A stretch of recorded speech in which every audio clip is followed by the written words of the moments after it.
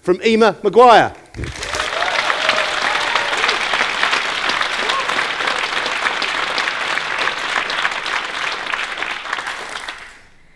I got hooked on a drug once. It created an altered chemical state in my brain that I haven't recovered from since.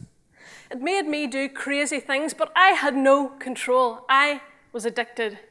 My drug? Love. As a recovering addict, I now know there are 3 distinct stages of love. Join me on my journey of madness. We begin at stage 1, lust.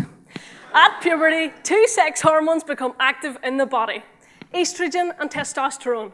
And from then on in, we are constantly on the prowl for someone to reproduce with. How do we entice them? We flirt. Some of us better than others. Flirting ignites an animalistic part of the human brain, giving us 2 choices, approach or retreat. That hottie in the front row? Approach. The guy you think you recognize from Crime Watch? Retreat. Now, I've used all my best moves and you were desperate enough to fall for them. Come with me to stage 2, romantic attraction. People associate love with the heart, but the real magic happens in the brain. Using a big scanner, scientists were able to see the parts of the brain that light up when people are madly in love. And I happen to have the results right here. The first area is the caudate nucleus. It helps us expect and detect rewards, in this case, love. The second area is the ventral tegmental area.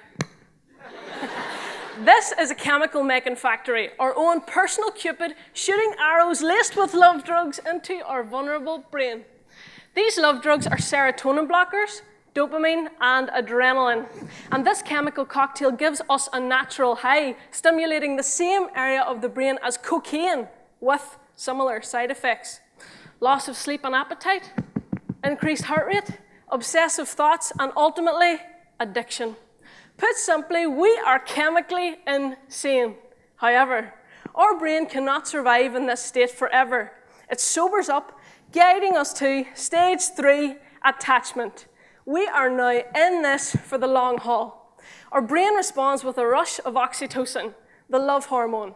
It is the glue in a long-term relationship, keeping us together long enough to raise a family.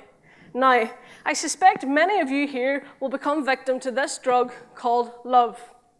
So, next time you're caught doing something crazy, like planning your entire life around casually bumping into your crush, don't blame yourself, blame science. Thank you.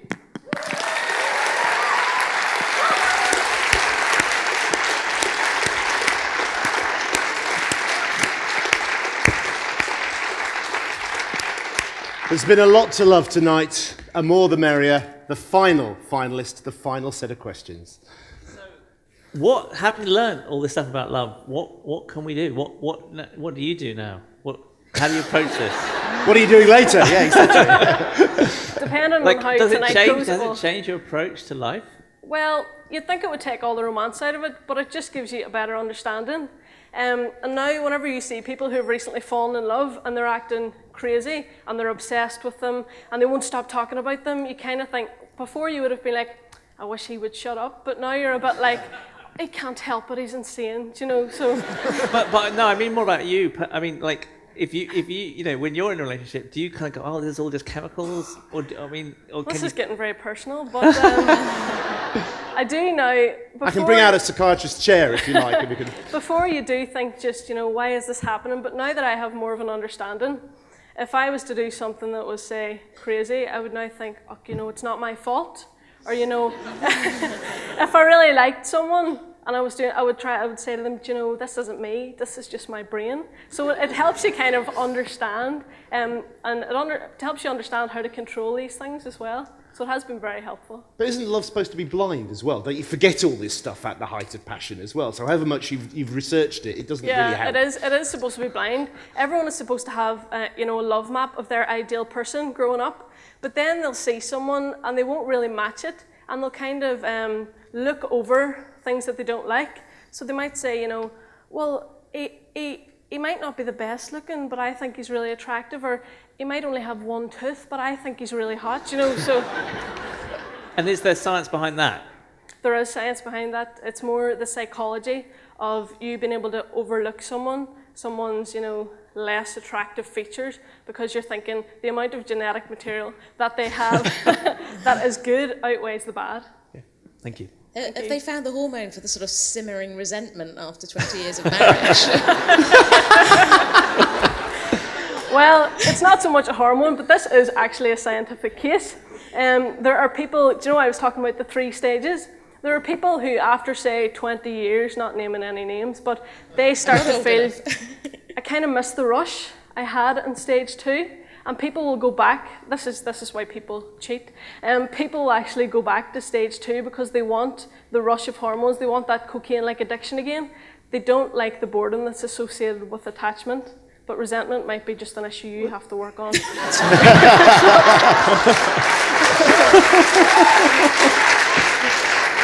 To that end, actually, because it's funny, this is something I talk a lot about at festivals and things, and many people are now starting to ask me about the kind of biological basis of the 7-year itch.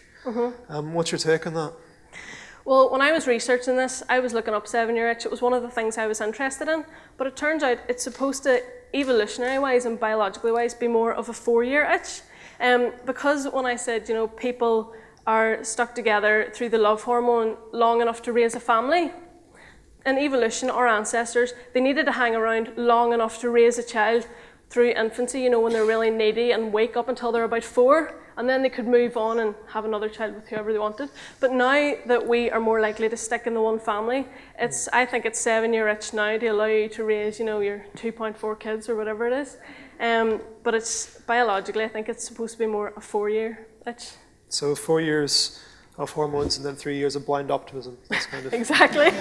Such cynicism for scratching our 3-year itch or 3-minute itch. Show your love for Emer Maguire.